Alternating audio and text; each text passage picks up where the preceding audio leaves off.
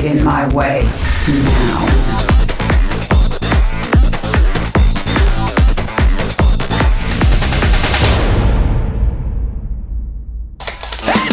Alright, it's time for the finale, and not just the MVP player. He is up against Kespa's 8th team, Jaedong. Exactly, the fan bus with the girls has arrived. There they are. At least 2 of them. Hogwan's finished, it's time to watch StarCraft 2. Did you realize how she did that? She realized that they were both on camera, she immediately started to hide her face, and then you realized her friend was Her friend's texting, she's gonna hide her face too. So she helped her out. This is team spirit. Listen, they're supposed to be studying English right now, or maybe even Chinese, or actually, like, working at their part-time job, but they're here. They don't want people to know. If they're family, because listen, those fangirls' parents probably want to see Jaedong too, and they're like, my daughter went live. I'm cleaning the dishes at home. This isn't fair. She's supposed to be at the Hogwan right now. What's happening? Guys, if you are at the studio in Mukdong and suddenly a huge amount of girls enters the studio, you know who is going to play the next match. It is Jaedong. Or Nada, but Nada, since having retired, it's probably Jaedong. Yeah, most likely. It is his first appearance in the GSL, and he is playing Finale, the MVP player. We have Kespa against GSL once again. Here, a quick look at both of them. Jaedong, of course, dropping down from the up and downs. Yeah, he actually lost. He got the last spot in his group, so fell to Code S, and he looked pretty good actually in his Code S group, despite losing. He had some tough opponents, and Finale has been doing really well recently. Earned his seed. This guy does well in Team League as well as the individual league, so I like to see him in here. It's just a Code A seed, so they're not trying to push him too far into the tournament, but he's got his chance here. He has to play against a legend, though. Jaedong lost in his Code S group against MC and against the Marine King. He was able to take 1 map off MKP. He lost with a 2-0 against MC. But just the games that he played, they were really, really close. It was not as the results would actually suggest to you. So Finale has to really, really watch out, because this is not going to be easy. Yeah. Jaedong has been improving every single game that we've seen him play so far. Finale, he's just, well, I have a lot to say about him in a second, but we'll talk about it as the map is loaded. 8th team Jaedong up against MVP Finale. This is the Code A round of 48 with Caldor and Wolf. Starting to the left side of the map, we have Kespa's 8th player. He's starting as a Zerg, he's starting red, and his ID is 8th team, JD. Uses the ID JD because the Dong is banned from Battle.net. His opponent, oh, look at that next stretch. His opponent for the team MVP, Protoss player getting a seed into Code A. He is MVP Finale. And when you look at him in the booth, you'll notice that his hair was looking a little bit wavy, a little bit curlier than before, and a little bit darker. He actually looks like kind of stressed out. He normally looks a lot happier. I have to say, he looks like a little bit different today, just not the same Finale I know. Finale, by the way, is playing his best matchup here against Zerg. He's especially strong with a 57% win ratio. He's playing his opponent on Abyssal City here in the first map. And just going a little bit through his match history, he played recently against Lucky, a match that he won. He was also able to take down Ragnarok at the TSL 4 Korean qualifier, but he lost to Live with a 2-1. Live, on the other hand, is one of those Zerg players that was not only able to make it into Code S, but at the same time, he is also in the round of 16 right now. So a very, very strong player. And we'll find out if Jaedong is actually able to take down Finale here.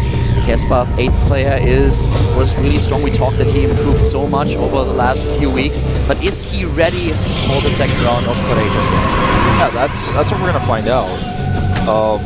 Nexus first goes down. He's being very annoying against Jaedong's first drone there. I like this map. It makes it very clear where you're supposed to make your hatchery. There's no ambiguity. There's a circle telling you where. See, the Nexus has the same circle there. Now, how will Finale approach this legend? Will he decide to do a 2-base timing attack? 3rd base on this map is a little bit weird for Zergs, I feel. You can take the one that's near your main, it has less mineral patches, or you can take the one that's a little bit further away, you have to spread more creep over there, but it's a little bit more vulnerable as well. Jaedong right now is just getting additional drones. He's trying, of course, to drone up a little bit. He has some scouting information with the Overlord. And we mentioned that he lost to MC in Code S. But on the other hand, something that we should point out here is that in the WCS, Korea. We had him take a win against Rain, a very, very strong Protoss player who really made... Well, Rain just showed how awesome he actually is when he was able to get into the round of 16 in Code S, the first Casper player to ever achieve this. So really well done by him. And Jaedong won against this guy with a 2-0. He also won against Genius with a 2-1. A couple of matches that I will probably never forget, especially the match that they played on Cloud Kingdom. So Jaedong is definitely not a pushover in this matchup, even though he's facing Finale in his best matchup, the PVZ. So let's find out who's going to take this game, while we have the third base being built for Jaedong. And again, what will the tech be for Finale? That is what everyone's waiting to see. I think to try to do a 2-base timing attack via ground, for example, a mortal push on this map is a really cool strategy. It's one that you can use quite well, because there's a ramp you can force seal a little bit. If you approach from the side, from the south, it takes a little bit longer to walk, but you're right on your opponent, right on his back. If you come into the natural as well, you can block reinforcements from the third. The third hatchery is far away, and if you look at it on the minimap, it's not even really the distance. The distance is the walking distance. You have to go up a ramp to walk around this weird, funny angle, and then you're at the natural. So that's why it's far. It's the walking distance, not the actual, as the crow flies, distance. What we're gonna see here very soon is what exactly Finale has in mind playing on this map. The Overlords are already in his main base. They are positioned everywhere to scout what's gonna be the tag for Finale. What is he going to show us? We have double gas now for the Protoss player at his natural, and at the same time a cybernetics core actually finished, but so far no tech for him. He just, there it is, robotics facility down. And something else that Finale has in his natural is a big shark. And he's going to want to be careful about that, because if a shark eats your probes, you're going to lose your economy. Jaedong does not have a shark in his base. He's going to actually lose his probe potentially. Wants to be able to use that for pylons if possible. We know one Zerg player that actually just thrives on this map is the Lenoctopus. He is in his element when he is the king of the ocean. Exactly. He is in his element when he plays in Abyssal City. And right now Jaedong is going for 3 additional gas. That's actually the first gas that he takes in this game. And on the other hand, did he scout this robotics? Because I don't think that he had another poke for the Overlord. We saw earlier that the Overlord was not in range, and by now, no, he didn't sneak in. He has no idea. He sees the chrono boost, but that's all that he knows. He does not know what is chrono boosted. All right, now he's seen it. Yeah, he just did a poke. That's all he needs. Now he's absolutely aware. Starts the Roach Warren upon seeing this. This is still not going to be easy to stop. His creep is spread. He's going to have to make the choice, do I spread it forward or do I spread it towards the third? I think towards the third is the much better choice here. But he's not actually using his active tumors right now, really. Now he starts it. The first Immortal is out, the second one being built. Jaedong with the lair tech, he's repairing, he's getting speed for his drones, the Zerglings as well. Is now just trying to scout everything that is going on the map. He has the map awareness, and he's building another macro hatch. Actually, at his third base. Oh, more gates going down for Finale. He really wants to make this push happen. He really does. 6 extra gates. It's going up to 7. This is a very scary push, but does he see that with his Overlord? No, he only sees 2. But if he moves it just an inch, he will see everything. I actually feel that he did not really spot it on the minimap just yet, and as soon as he will use the Overlord in order to spot what else is there, what else is built in range of this pylon that is powering those 2 gateways. And if he spots every single gateway that is there, then Jaedong will prepare accordingly. And he really has to. Building drones right now is already a bit of a risk. He really needs all the lava that he has. He's at 60 harvesters against 49. Now this macro hatch is nearly done. It's so important, but it's at the third base. It's not the main. Yep. So the angle of attack that Finale chooses is going to be so important. Finale is waiting until the last second. He's going to have to warp in a group of units at home before he goes. One pylon to the top has been spotted, and now Finale is just walking back. The pylon has been killed. Infestation pit is halfway done already, Wolf. If he gets those infestors, that would be so crucial. We have a few roaches just trying to delay this, trying to go a little bit for a run by, but at this point in time, Finale is moving out with 12. He needs to go. He has 12 sentries.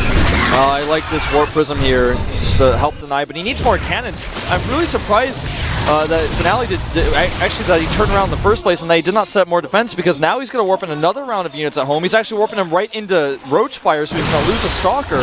We have a few Spine Crawlers being built as we speak. 4 in total. Those Stalkers are gonna die to the Roaches. Nice micro, of course, with a Wall Prism, but not good enough. Finally pushing those Roaches back with the help of the Zealots. He's waiting too long with his forces because he doesn't have the Warp Prism. He needs it, and Jaedong's Infestation Pit is done.